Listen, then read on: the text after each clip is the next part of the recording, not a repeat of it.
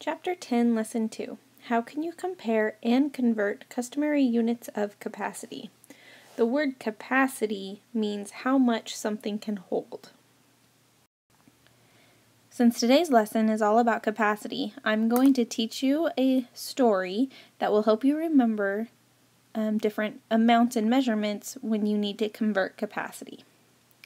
So, once upon a time in the land of Galan, there lived 4 queens. Each queen had a prince and a princess. And each of those princes and princesses had 2 children. Now, generally, this is a land of harmony, and we believe they all lived happily ever after in the land of Galan.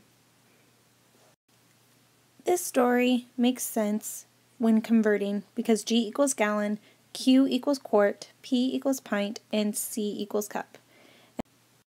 Unlock the problem. Mara has a can of paint with 3 cups of purple paint in it. She also has a bucket with a capacity of 26 fluid ounces. Will the bucket hold all of the paint Mara has? So this time there's a slight change. You are going to squiggle under what you're being asked to find. You're going to circle the important numbers, and then you are going to straight underline clue words for the operation of how you will solve this.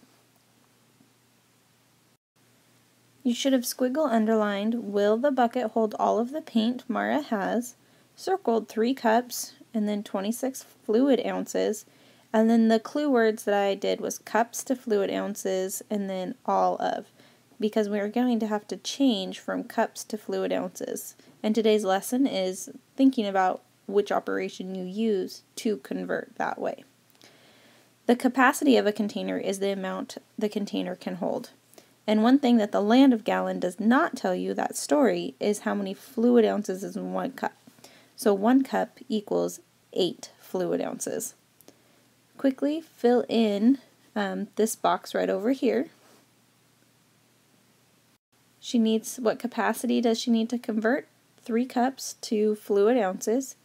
And after the units are converted, what is needed to be done? Which is that we need to look at what the 3 cups is equal to in fluid ounces and compare that to the amount of fluid ounces the bucket will hold.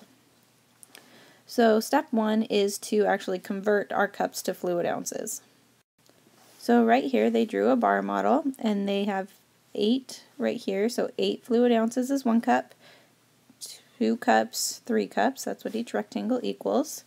And so we know that that's 3 cups, but they're 8 each, which equals 24 total, which recording that we had 3 cups, and how many fluid ounces? 8, and we ended up multiplying because it's multiple groups of the same amount, so our total fluid ounces is 24. That was step 1. Step 2 is to compare. So we're going to write our 24 right here, 24 fluid ounces compared to 26 fluid ounces, because this is the amount the bucket can hold. Which way are we going to go? Less than, greater than, or equal to?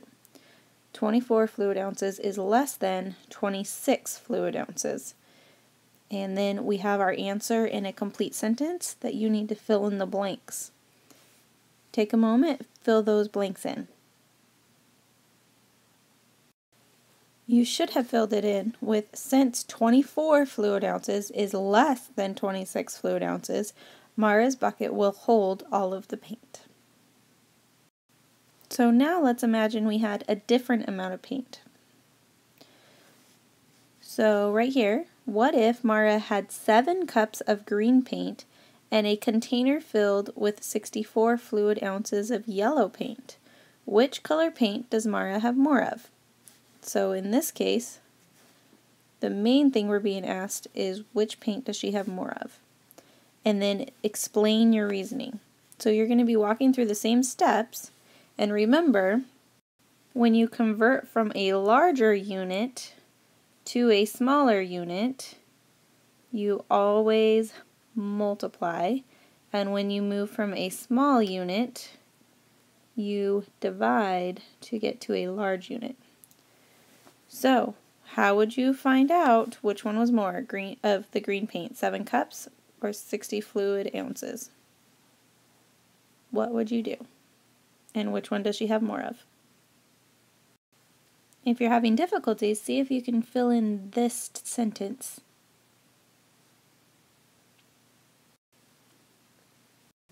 Essentially, you should have decided that Mara had more yellow paint because the green paint, which was 7 cups, times the 8 ounces to convert, and we multiply because we're going from a larger unit to a smaller unit, is 56 ounces, and 56 ounces is less than 64. Now we're going to move into our example, and this right here, if you don't like the story of the Land of Gallon, this tells you the exact same thing, and you can use this for your homework and the Share and Show, and you're on your own. This is a good reference. Example. Coral made 32 pints of fruit punch for a party. She needs to transport the punch in 1-gallon containers. How many containers does Coral need? Squiggle underline what you're being asked to find. Circle the important numbers in math terms. And then if you can find them, straight underline clue words for what operation you will be doing. You should have squiggle underlined how many containers does Coral need. The important numbers is 32 pints and 1 gallon containers. I underline the words pints and gallons because we can tell that we're going to be moving between 2 different capacity units. And then I did containers so that we knew we were going from pints to the gallon containers. They gave you a little box just to remind you, converting from a smaller unit to a larger unit, you need to divide, and sometimes you may need to convert more than once just to make it easier. So, write an equation to convert pints to quarts. It's easier to do that step first. So, we had how many pints? We had 32 pints. So, how many pints are there in 1 quart? Well, for me, I like to think each queen had a prince and a princess. So I know that there are 2 pints in a quart. Or you could have looked up here. 1 quart is 2 pints. And when we convert from a smaller unit to a larger unit, we divide. And that equals, so 32 divided by 2 equals 16. So now we're in quarts, so the next step is to write an equation to convert quarts to gallons. So how many quarts did we have? We had 16. Now how many quarts are there in a gallon? For me, I like to think there were 4 queens in 1 gallon, 1 land of gallon. Or you could look up here, right here, 1 gallon equals 4 quarts. Or maybe you just remembered that. But we're going from a smaller quantity to a larger quantity, so we are dividing again. And this was supposed to be 4. So what's 16 divided by 4? 4. So now we have our total of gallons. How many containers will Coral need? She will need 4. So that's a way to do it mathematically. If I wanted to use my picture of the Land of Gallon, I left out the children because we're not working with cups, we're only working with pints. I can look at my gallon here and I can be like, there's 2, 4, 6, there were 8 pints in a gallon. So in that case, I would go 32 pints divided by how many pints in a gallon? There were 8, and so that would give me 4 gallons, and we would get the same answer. But if you don't have that picture, it's okay to go step by step to do that. Sometimes this is necessary. Either way, we ended up with the same answer. So now, go ahead and work on the Share and Show. It's just the bottom of your second page, so you have 4 problems to answer, and go ahead and press pause while you are working.